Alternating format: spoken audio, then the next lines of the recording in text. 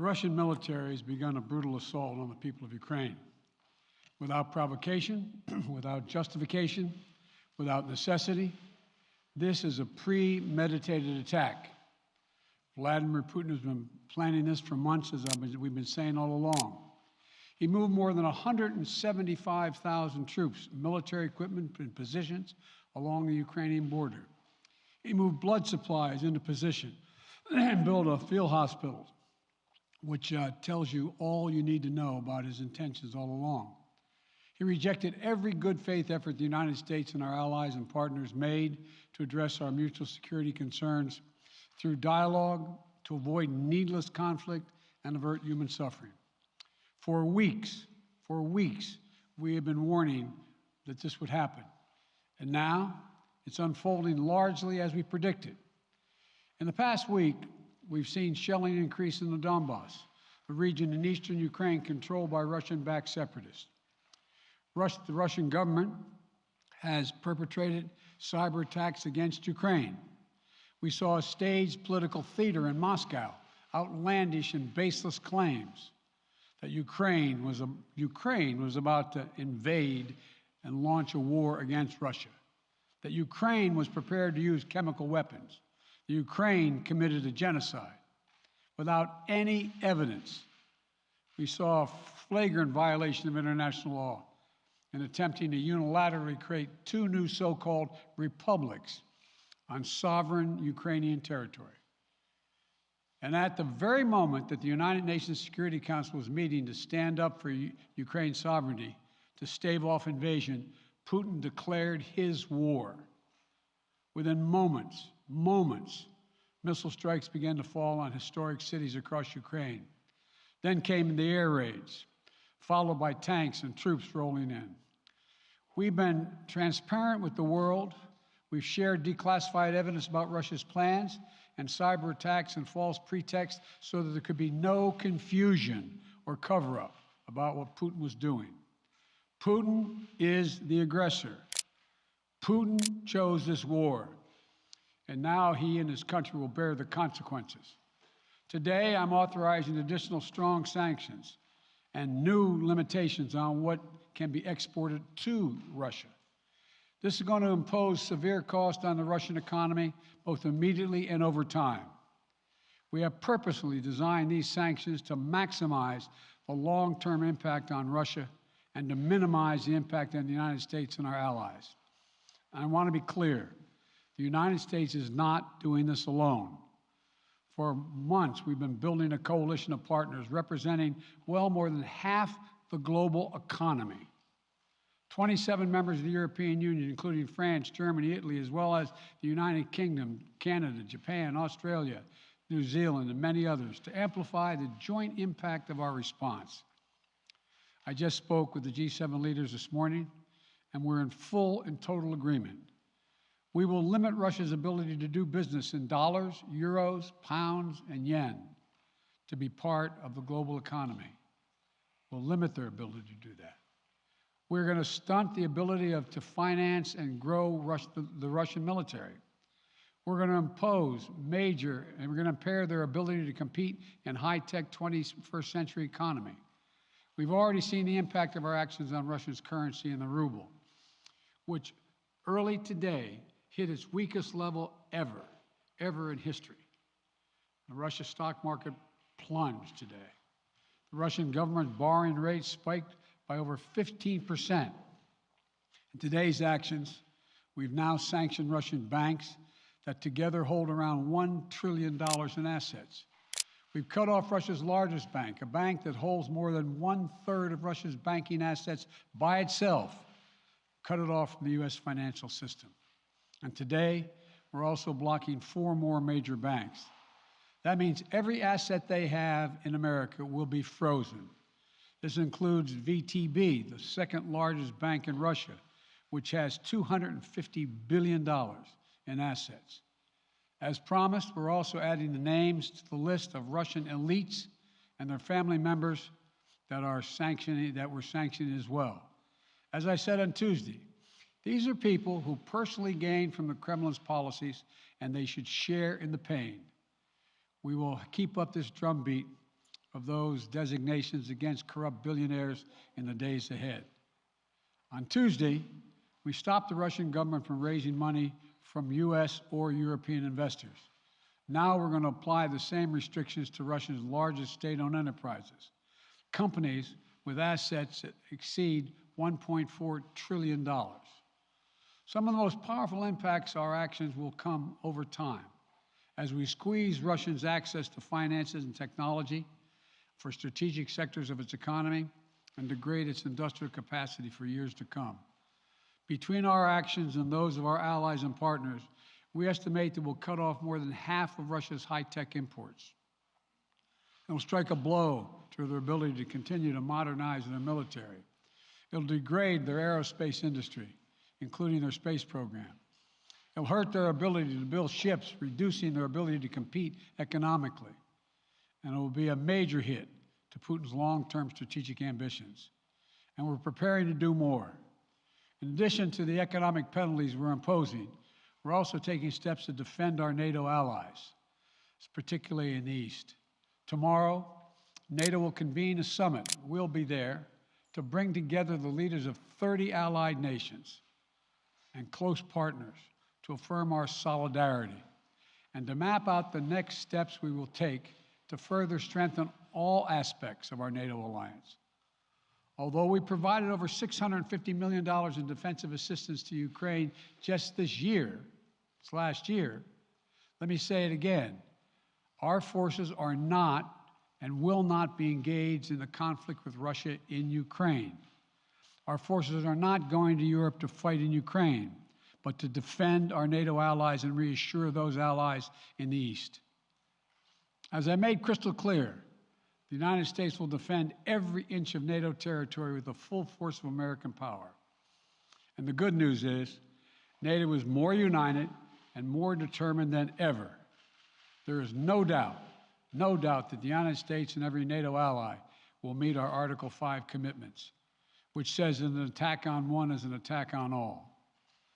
Over the past few weeks, I ordered thousands of additional forces to Germany and Poland as part of our commitment to NATO.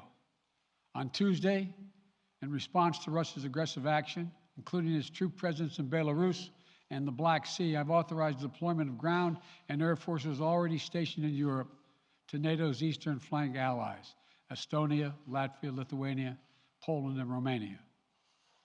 Our allies have also been stepping up, adding the other allies, the rest of NATO, adding their own forces and capabilities to ensure collective defense.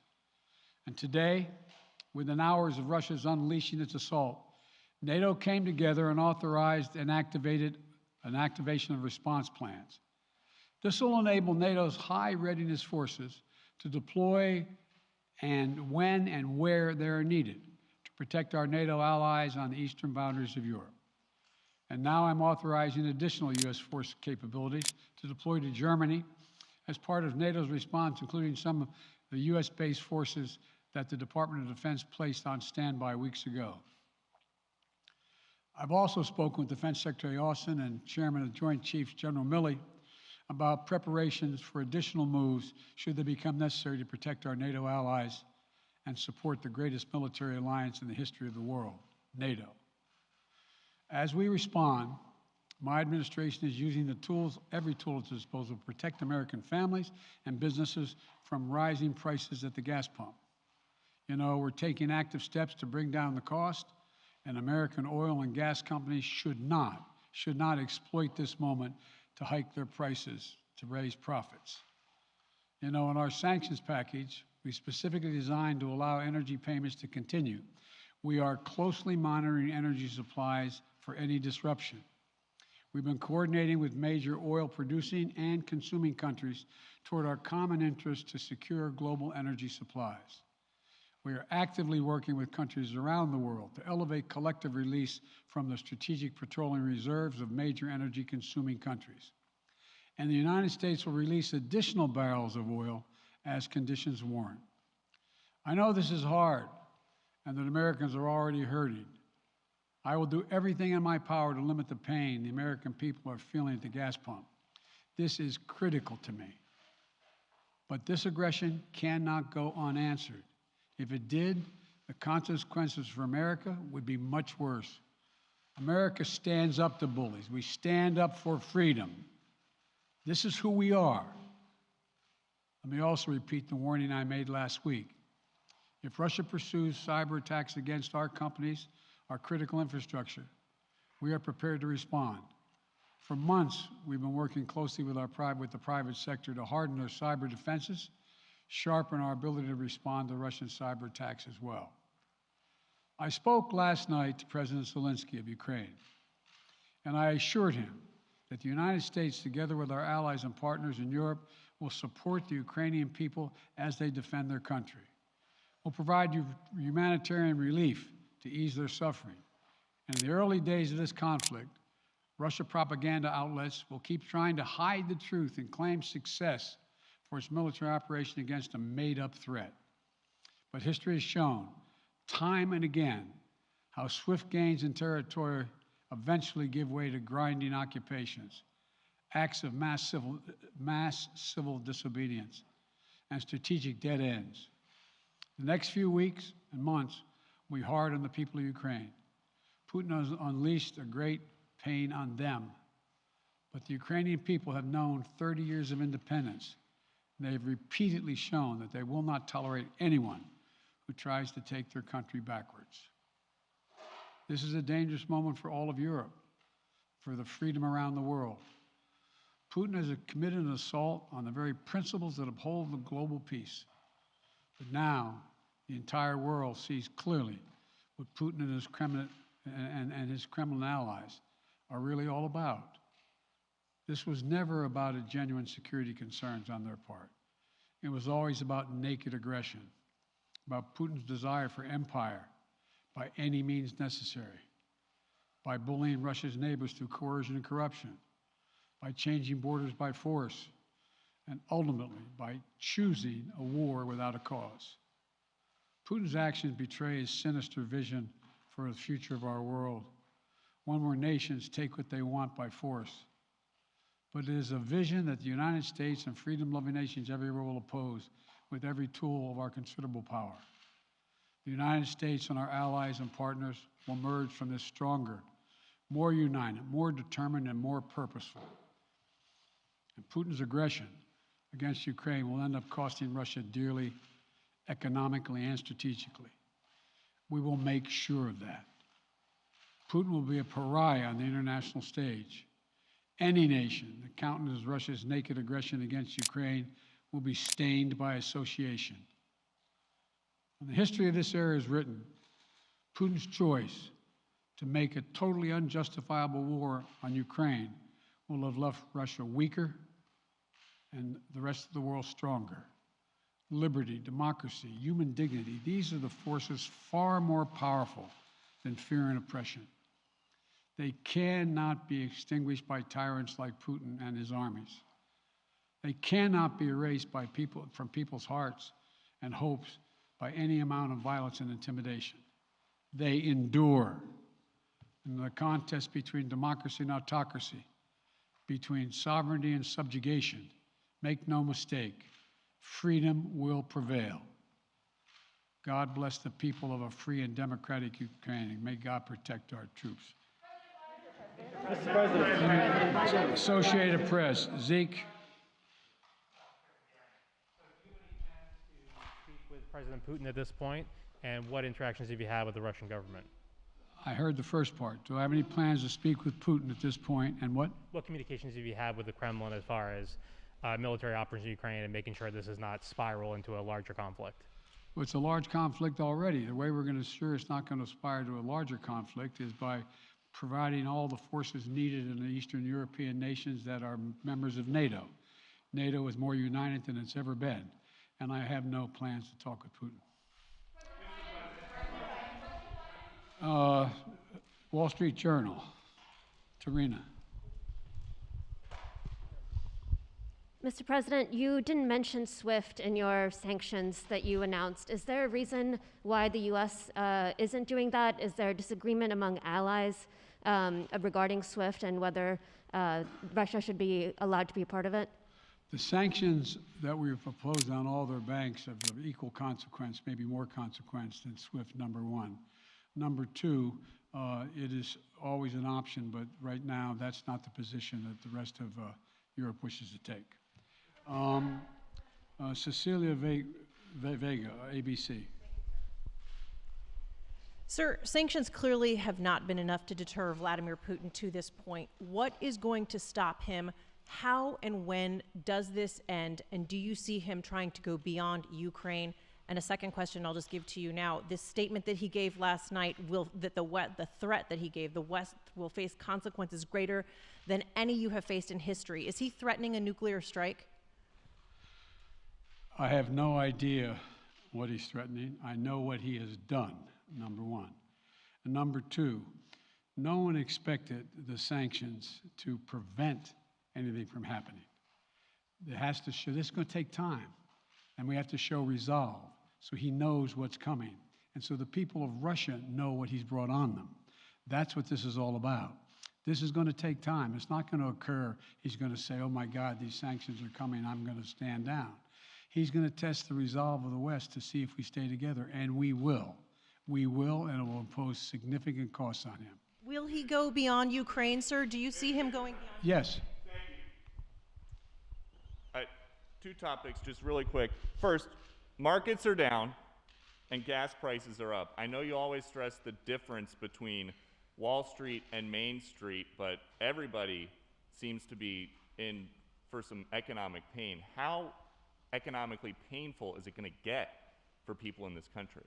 And I do have one more question. First of all, there's no doubt that when a major nuclear power attacks and invades another country, that the world is going to respond, and markets can respond all over the world. So there's no doubt about that, number one. Number two, the notion that this is going to last for a long time is highly unlikely as long as we continue to stay resolved in imposing the sanctions we're going to impose on Russia, period. What's the next question? I'm sorry. The next question is, did you underestimate Putin, and would you still describe him the way that you did in the summer as a worthy adversary? At the time, he was, I made it clear, as an adversary, and I said he was worthy. I didn't underestimate him. And I've read most of everything he's written. Did you read I shouldn't, I'm not being a wise guy. You heard the speech he made, almost an hour's worth of speech is why he was going into Ukraine. He has much larger ambitions in Ukraine. He wants to, in fact, reestablish the former Soviet Union. That's what this is about. And I think that his ambitions are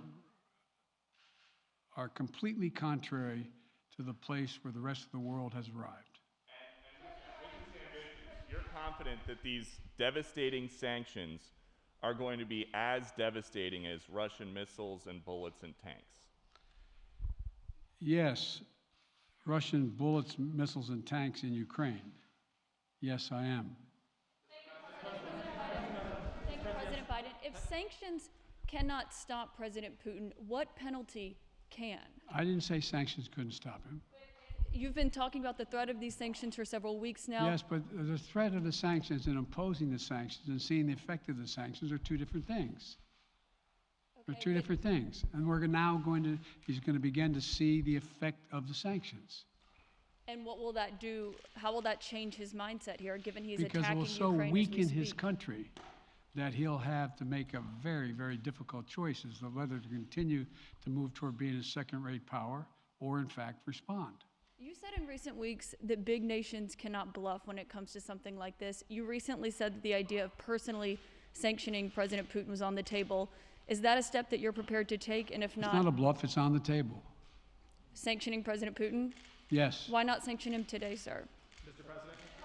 Why not sanction him today, sir? Mr. President, if I can, you detailed some severe and swift new sanctions today and said the impact it will have over time. But given the full-scale invasion, given that you're not pursuing disconnecting Russia from what's called SWIFT, the international banking system, or other sanctions at your disposal, respectfully, sir, what more are you waiting for?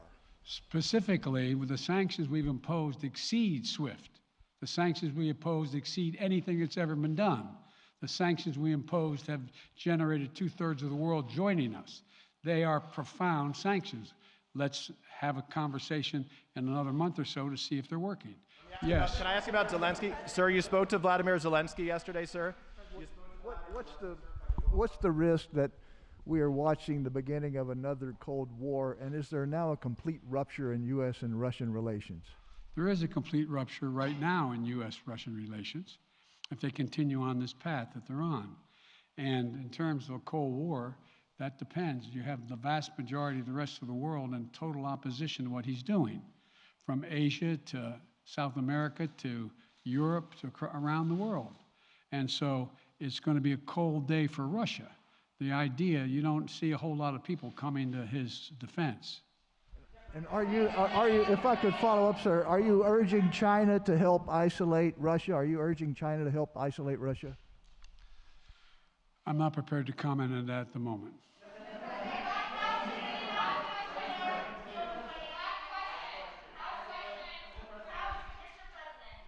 Wait, no. Yeah. No. He's had his hand up a long time. Thank you, Mr. President. How concerned are you that Putin wants to go beyond Ukraine into other countries, and the U.S. will have to get involved if he moves into NATO countries? Well, if he did move into NATO countries, he will be involved. We will be involved. The only thing that I'm convinced of is if we don't stop now, he'll be emboldened. If we don't move against him now with these significant sanctions, he will be emboldened. Look, you know, well, anyway. And can you talk anything more about your conversation? Mr. President. Why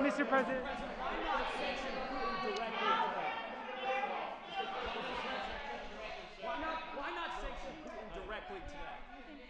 Defense partner for the sir. I'm sorry, I can't hear you. Sir, India, which is a major defense partner of the United States, is India fully with you on the issue of Ukraine and Russia? Does the Defense Department of the United States? So India is one of your major defense partners. Is India fully in sync with the United States on Russia? We're in consultation with India today. We haven't resolved that completely. One more question. Okay, thank you all very much. Thank you.